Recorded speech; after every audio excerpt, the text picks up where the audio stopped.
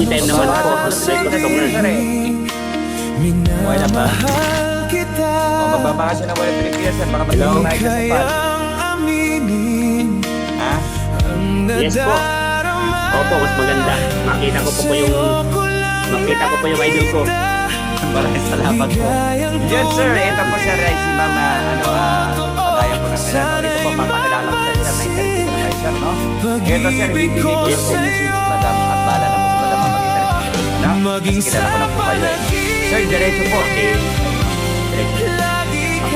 Okay, ma'am. Good morning. My name is Elmer Orpon from Tagaytay. Sa kasalukuyan nag-work po ako dito sa PAL. Simpleng buhay. Tayo po. 45 years old po ako. 45. Dito po ako sa kuya. Ako'y. Ilang taon na po kayo, ma'am? Matanong ko lang po. 35 po, 35.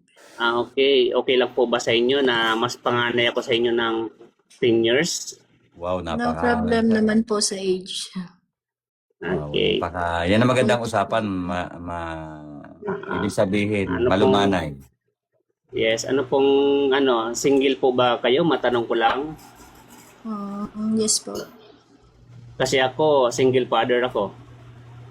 Single mom. Okay.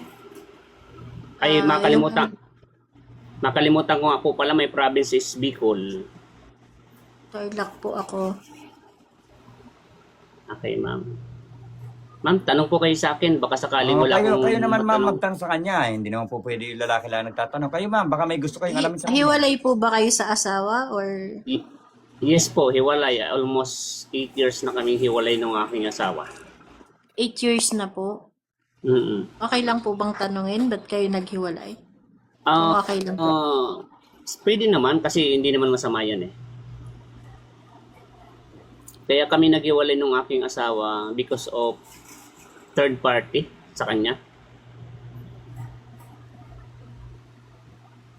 Bilang lalaki, nahirapan ako tanggapin yung nangyari. Yun. Kaya